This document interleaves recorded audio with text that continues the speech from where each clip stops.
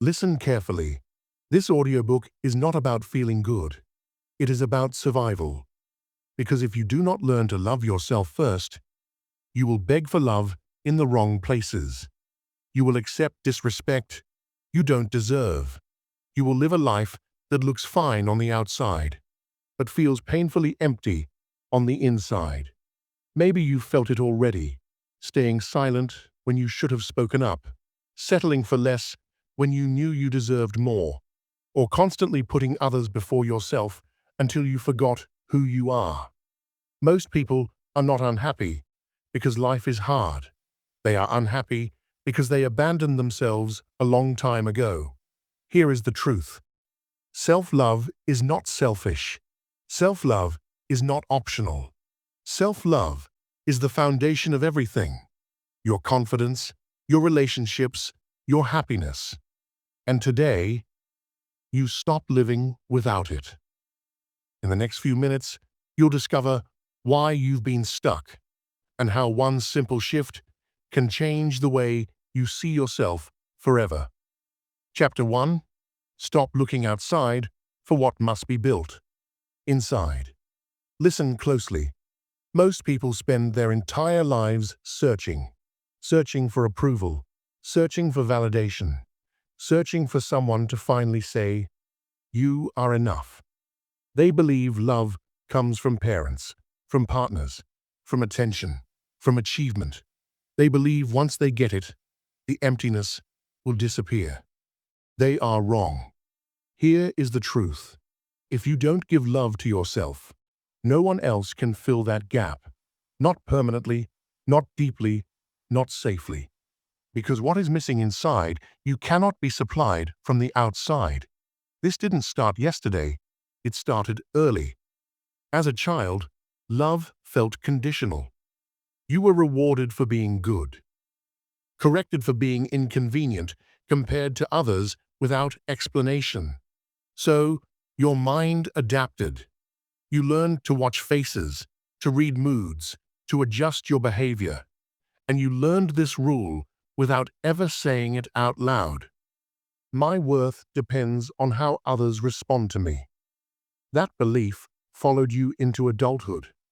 Now you chase reassurance, you overgive, you stay too long, you tolerate what hurts you, not because you are weak, but because you were trained to survive this way.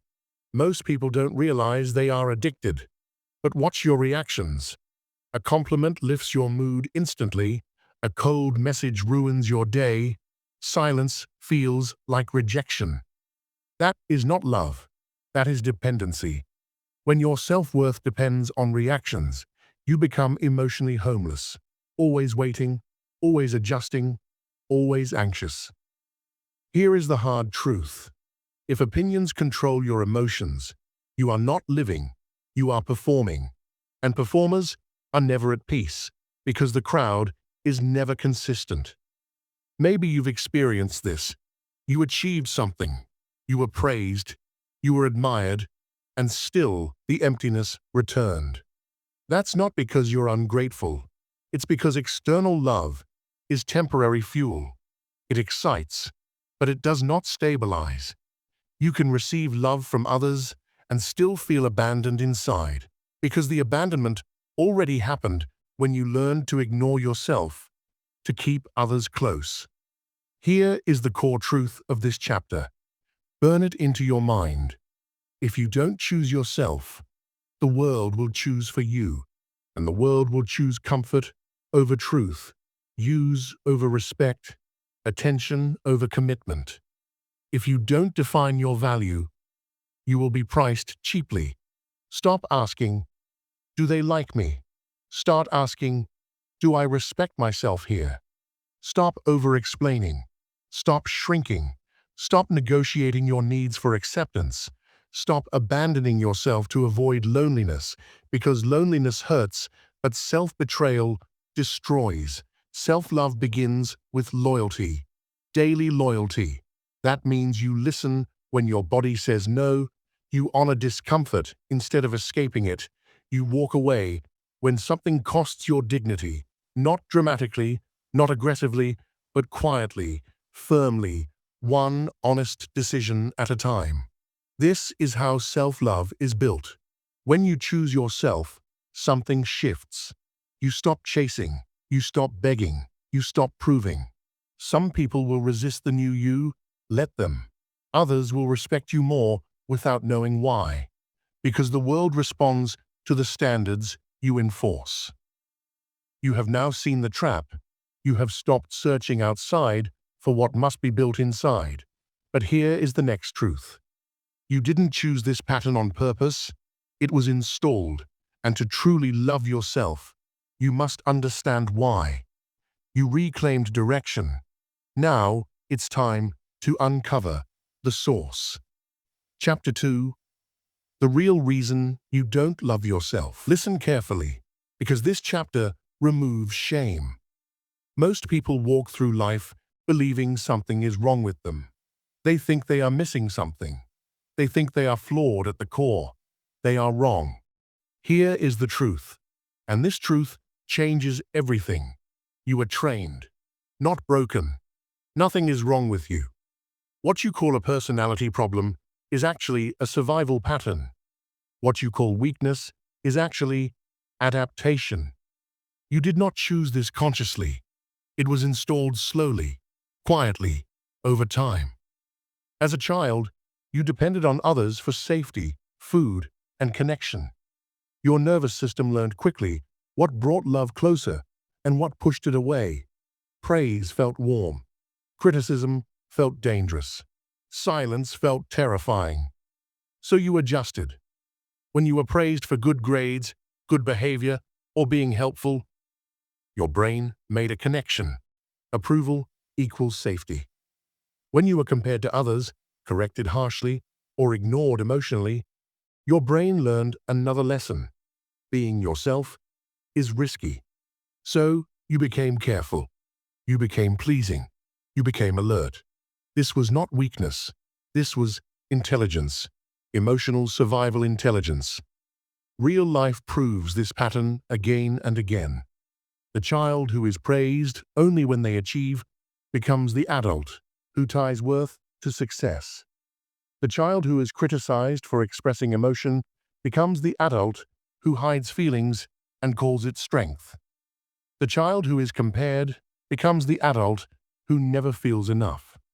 None of this means you are damaged. It means your system learned how to survive the environment it was placed in. You were trained, not broken. Here is where most people stay stuck.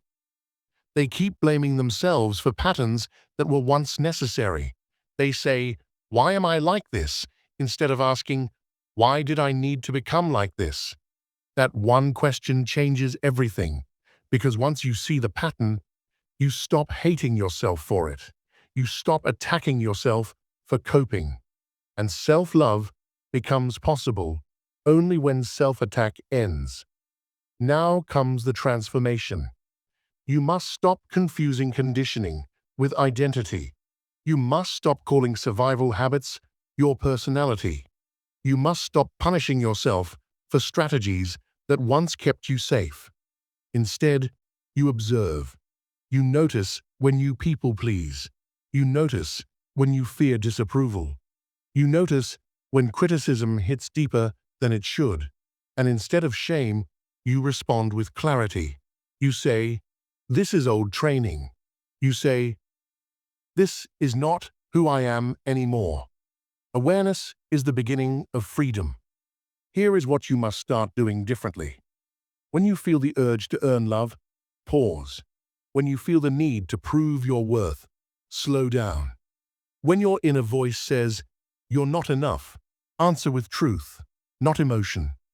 You remind yourself, again and again, you were trained, not broken. And what was trained can be retrained. Not overnight, not perfectly, but deliberately. This chapter matters because you cannot love yourself while believing you are defective.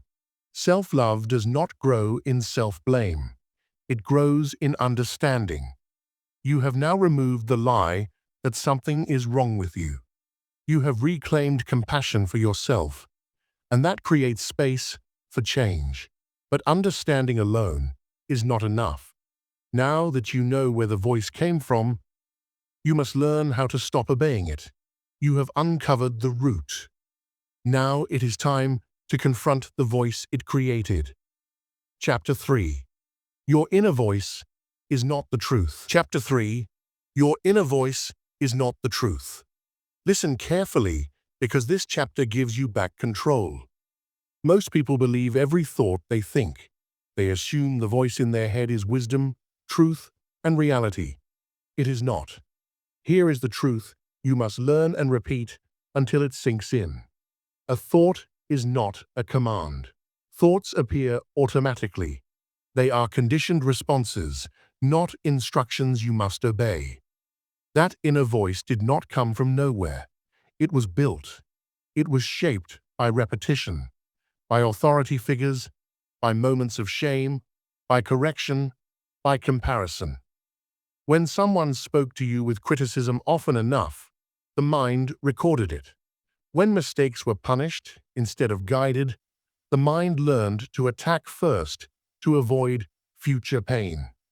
Over time, those external voices moved inside. Now they speak as if they are you. They are not you. They are echoes. This is why the inner critic sounds convincing. It uses familiar language. It speaks quickly. It appears during stress, failure, or uncertainty. It feels urgent. But urgency does not equal truth. Loud does not mean accurate. Repetition does not mean correctness. A thought is not a command. Most people lose power here because they argue with their thoughts emotionally. They fight them, suppress them, or believe them completely. All three approaches fail. The transformation begins when you observe instead of react. When a thought says, "You're not enough," you do not panic. You label it.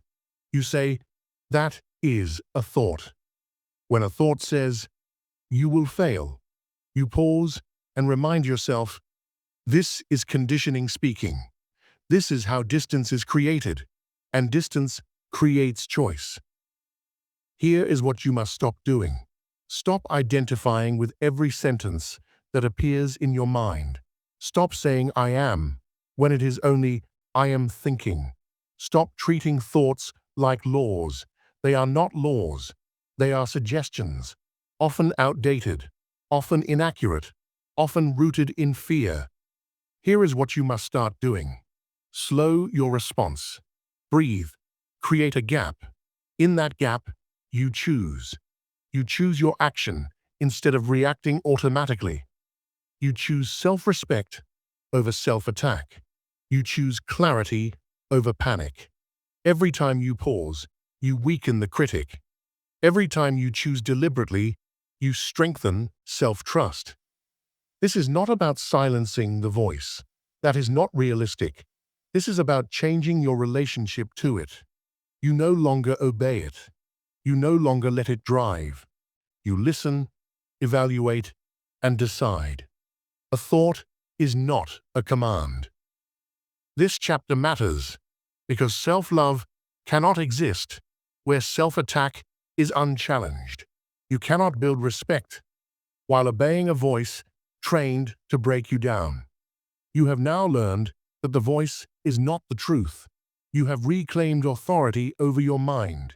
You have separated yourself from the noise.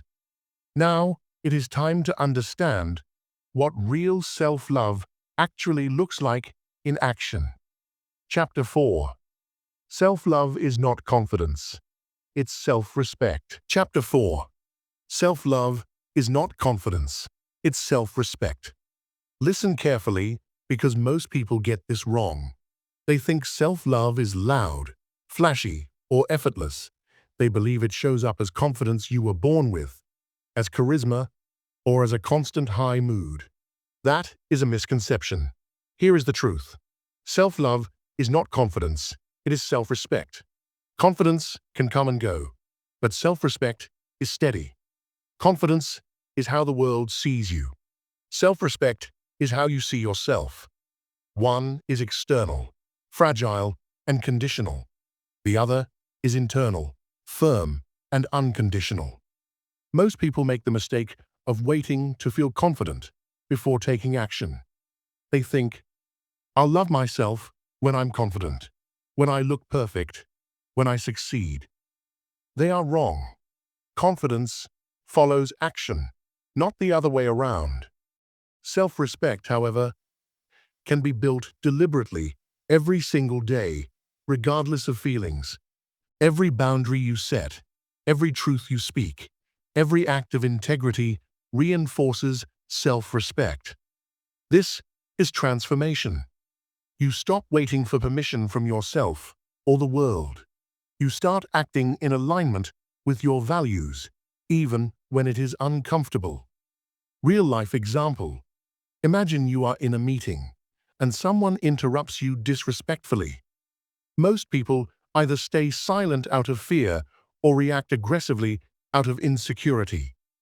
A person practicing self-respect pauses, breathes, and responds calmly, stating their point.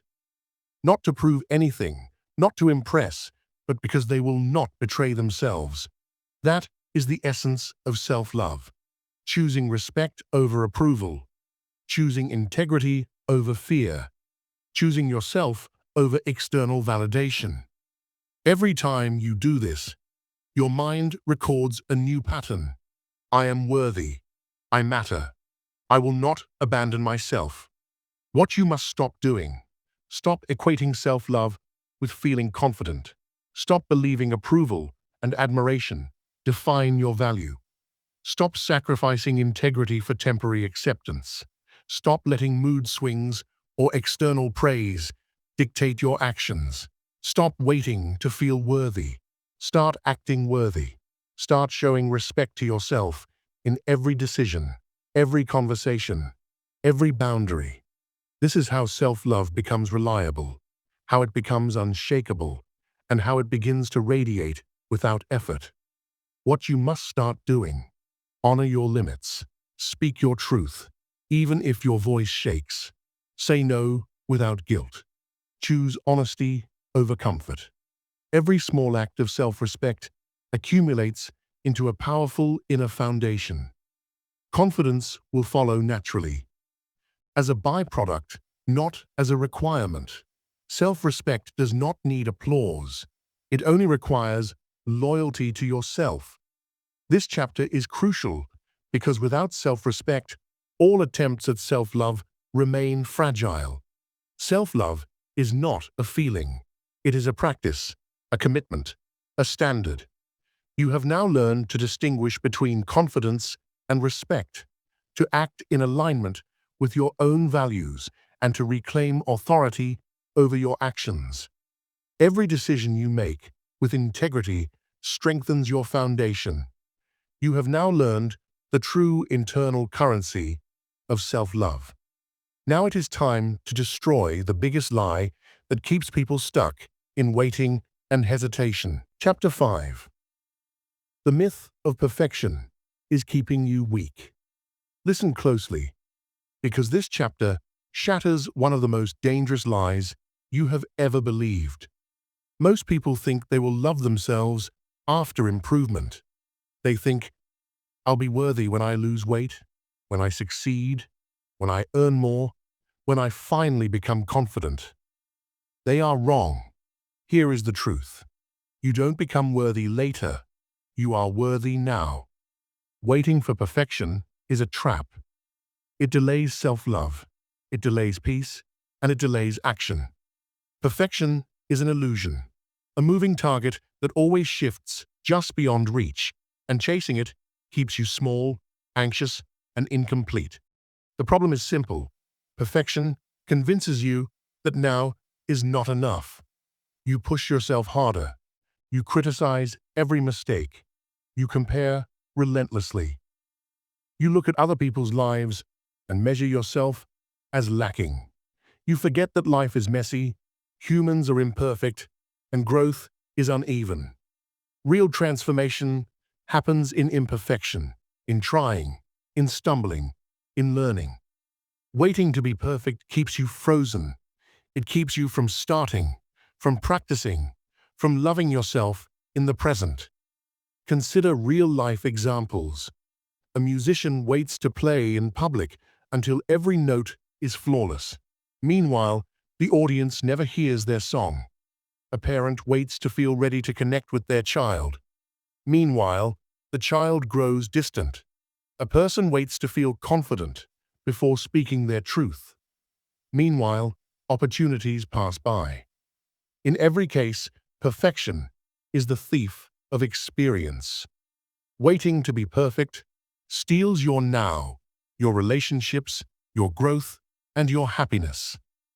The anchor truth repeats: you don't become worthy later. You are worthy now. Here is what you must stop doing. Stop postponing self-love. Stop believing that flaws disqualify you. Stop letting mistakes define your value. Stop comparing your behind the scenes to someone else's highlight reel.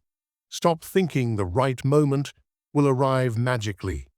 Perfection is a mirage. Self-worth is not conditional.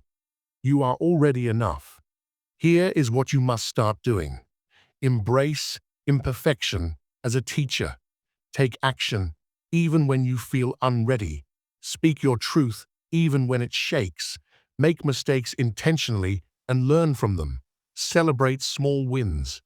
Honor effort over outcome. Every time you choose self-love now, despite imperfection, you train your mind to see your value independently of results. You transform waiting into living.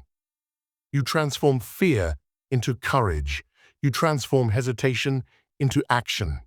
This chapter is crucial because perfection keeps people locked in avoidance, shame, and self-criticism. Self-love cannot grow where perfection dominates. The moment you release the lie that you must be flawless, you create space for genuine growth, self-acceptance, and authenticity. You now see that your worth is inherent, not earned. You are enough now, not later. You have dismantled the perfection trap. You have now learned to accept yourself fully, flaws and all, and to act despite fear. Next, it is time to take that acceptance into real-world action and protect it fiercely. Chapter 6. Boundaries are the highest form of self-love.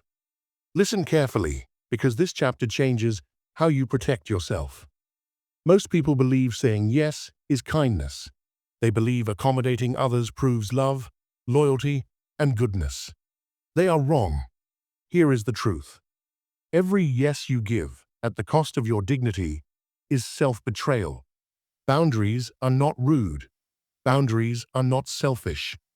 Boundaries are the foundation of self-respect, the proof that you value your own time, energy, and emotional health. Every no to others is a yes to yourself. Repeat it. Every no to others is a yes to yourself. Most people stay trapped in toxic cycles because they feel guilty for saying no. They fear judgment, anger, or rejection. So they overextend, overcommit, and overcompensate. They sacrifice their well-being to avoid conflict. Real-life examples are everywhere. You stay late at work to please a boss, ignoring your rest. You lend money you cannot afford to a friend, fearing their disapproval. You tolerate disrespect in a relationship, afraid to speak up. These patterns are not accidents. They are learned behaviors, often rooted in childhood, fear of abandonment, or a desire to be liked. The truth is clear. You cannot love yourself if you hand your power away to please others. Here is what you must stop doing. Stop saying yes out of fear. Stop pretending to be available when you are not. Stop tolerating what hurts you to avoid discomfort. Stop apologizing for protecting your space. Stop letting others define your limits. Each act of over-accommodation chips away at your self-respect and undermines the very foundation of self-love you are building. Here is what you must start doing. Recognize your limits. Speak up calmly and clearly. Say no without guilt. Decide what you will and will not accept. Honor your time, energy, and emotions as non-negotiable. Every time you enforce a boundary, you reinforce your self-worth.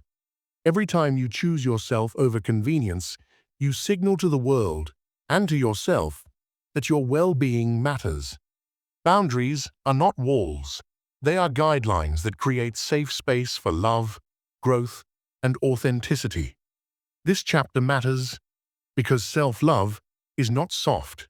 It is not passive. It is active protection. Without boundaries, all your knowledge, self-awareness, and intentions can be sabotaged by external pressures. Boundaries are the practical expression of self-respect. When you enforce them consistently, self-love stops being theoretical and becomes real. You now see that choosing yourself sometimes requires saying no, even when it is uncomfortable, and that every boundary strengthens your internal foundation. You have now learned to honor yourself through limits and protection. Next, it is time to practice this daily without overwhelm and turn these principles into habit. Chapter 7.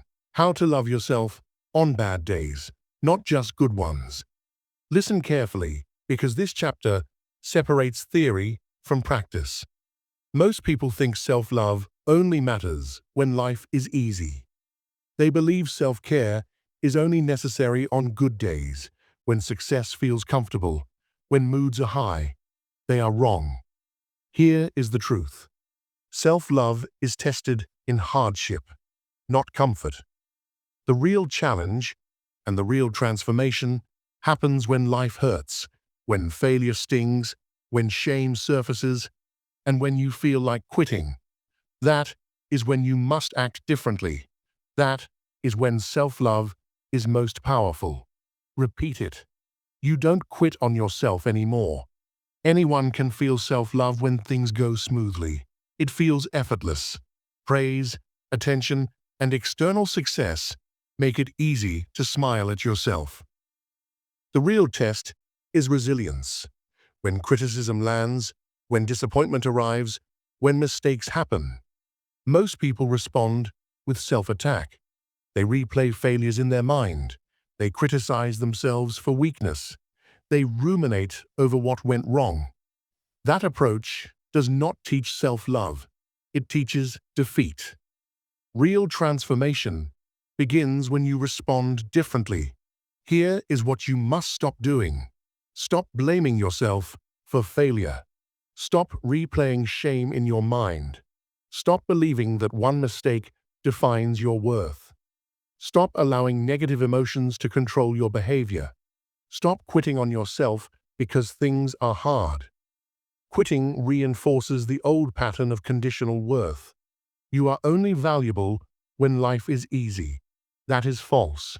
You are valuable always, especially when challenged. Here is what you must start doing. Practice kindness toward yourself, intentionally. When something goes wrong, pause, breathe, observe your emotions without judgment. Say, I am learning, I am growing, I am still here. Reframe setbacks as feedback, not evidence of inadequacy. Honor your effort, not just your outcomes. Every time you respond with compassion instead of criticism, you rewire your brain to trust yourself, to stand firm in adversity, to choose self-respect over self-attack. Every time you practice self-love on a bad day, you strengthen the internal foundation that cannot be shaken by external events.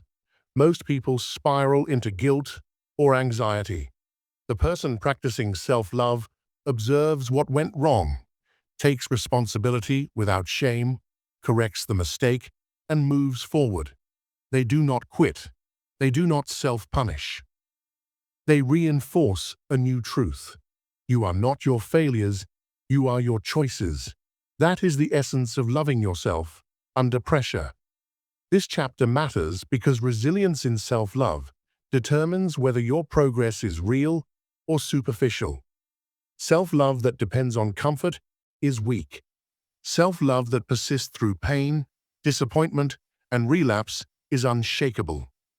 You have now learned that loving yourself consistently requires courage, observation, and deliberate action. You don't quit on yourself anymore.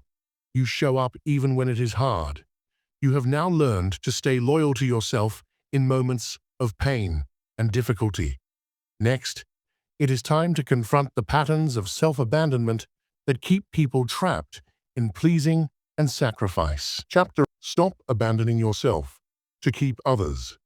Listen carefully, because this chapter exposes a harsh truth.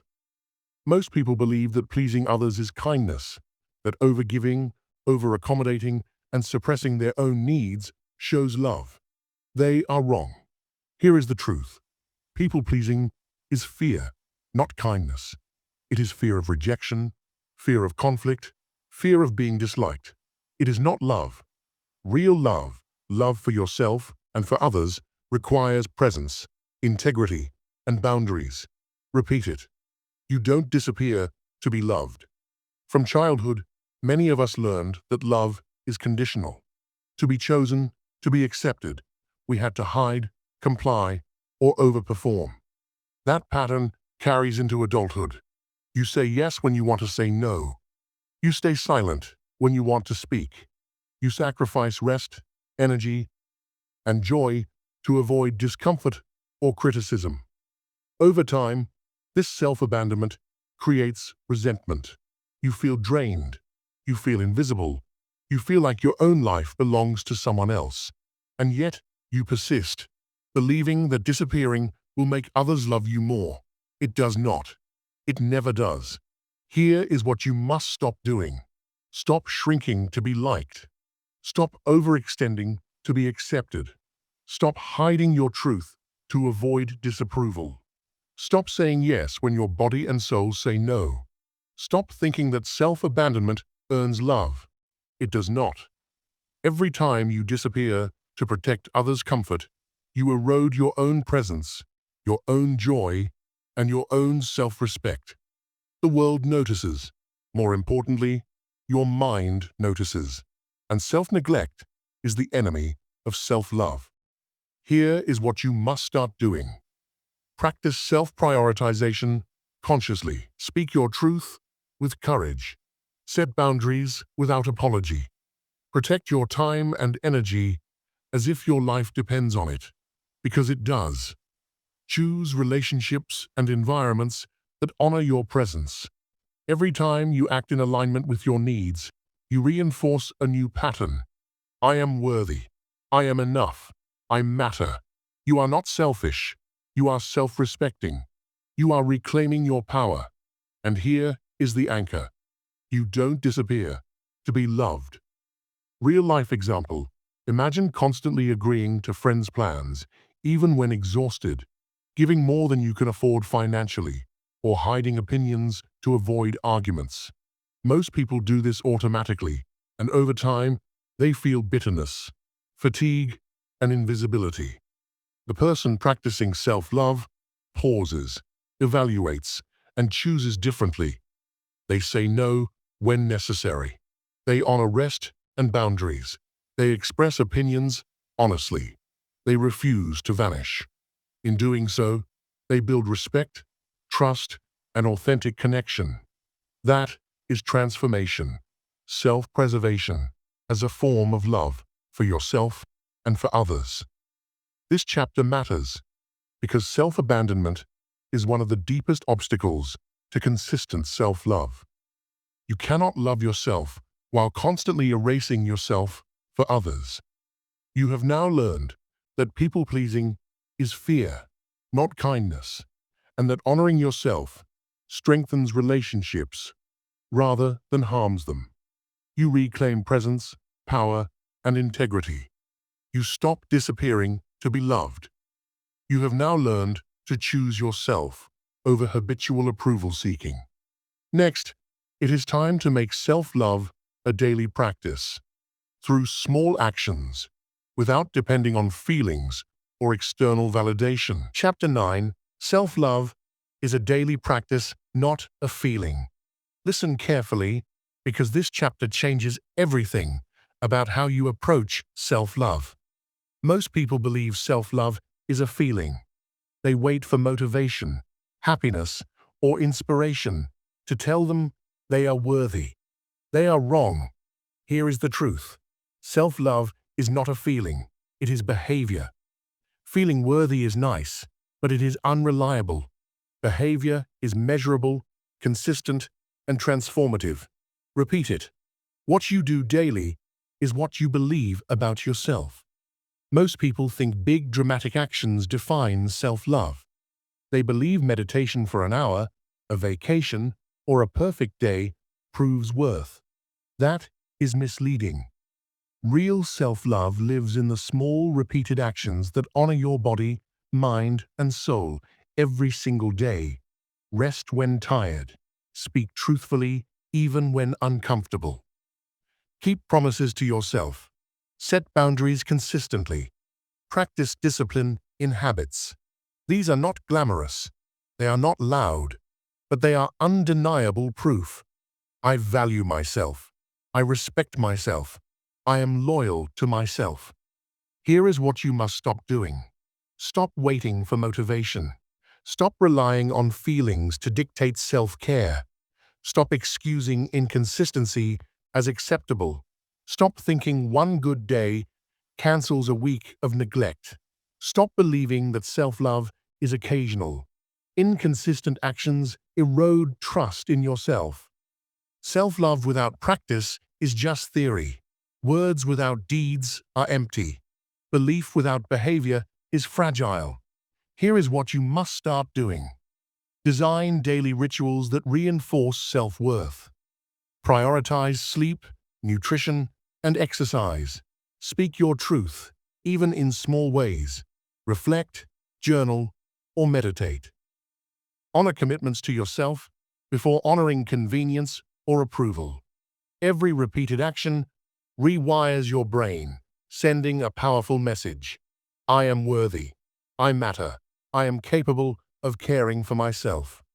Over time, these small actions compound into unshakable self-respect. The anchor truth: what you do daily is what you believe about yourself. Real-life example. Someone may feel unmotivated after a difficult day.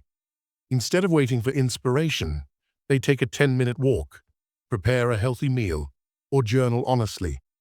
They set a small boundary with a friend or coworker. Each act is tiny, yet each reinforces self-respect and consistency. By the end of the week, they notice subtle shifts, less anxiety, more confidence, more energy. This is the power of daily practice, not mood or circumstance. Behavior changes belief. Repetition builds trust. Consistency creates identity. This chapter matters because feelings are unreliable, but actions are proof. Self-love that depends on emotion can disappear with stress, failure, or exhaustion. Self-love embedded in practice withstands life's challenges. You now understand that daily choices, repeated faithfully, are the strongest indicator of your worth and the foundation for long-term transformation. You are no longer at the mercy of feelings. You are building yourself deliberately, consistently, and powerfully. You have now learned to transform self-love into action, proof, and habit. Next, it is time to bring everything together and step fully into the identity of someone who no longer negotiates their value. Chapter 10. The Identity Shift, Becoming Someone Who Chooses Themselves. Listen carefully, because this chapter completes the journey. Most people think self-love is something you do occasionally. They believe it is effortful, a practice, a challenge to maintain. They are wrong. Here is the truth. Self-love is an identity, not just an action. When self-love becomes who you are, everything changes automatically. Repeat it. You don't try anymore. You are. Up to now, you have learned the mechanics: stopping self-abandonment, enforcing boundaries, acting with self-respect, practicing daily habits, and responding with kindness on bad days. Each of these steps rewires your mind and shapes your actions. But identity is the next level. It is no longer about forcing behavior. It is about becoming the person whose default is self-respect, whose instinct is integrity, whose natural response is choosing themselves. When identity shifts, effort becomes effortless, and self-love is automatic. Real-life transformation shows up in every area. Relationships change. You no longer tolerate disrespect, manipulation, or neglect. You attract people who honor you without forcing it. Decisions change. You no longer wait for permission or approval to act in your best interest. Standards change. You naturally refuse what undermines your values. The world responds to who you have become, not just what you do. Everything aligns with the truth that you are enough, always, inherently. Here is what you must stop doing. Stop negotiating your value. Stop relying on external validation to define your actions. Stop pretending self-love is occasional or conditional. Stop fearing discomfort if it means standing up for yourself. Stop waiting for circumstances to make you worthy. You are worthy now. You are enough now. You don't negotiate anymore because self-love is who you are. Here is what you must start doing. Live fully from this identity. Make choices consistent with your self-respect naturally, without debate. Act from integrity automatically. Enforce boundaries instinctively. Respond to life with the awareness that your value is inherent and undeniable. Each day, reinforce this identity through small, deliberate actions until the shift is complete. Eventually, you no longer ask, "Am I loving myself today?" Because loving yourself is no longer a question. It is who you are. Anchor truth. You don't try anymore. You are. This chapter matters because identity is the final stage of transformation. Effort alone can be abandoned. Habits can falter. Motivation can fade. But identity endures. When you internalize self-love as who you are, you no longer have to force it. It flows naturally through your thoughts, decisions, and actions. You live aligned with your worth automatically, without guilt, fear, or hesitation. You are whole, complete, and unshakable. You have now completed the transformation from seeking, striving, and questioning to knowing, choosing, and being. Every choice, every boundary, every act of self-respect is now an extension of your identity. This is the person who finally lives fully from the inside out. You are no longer learning self-love. You are self-love.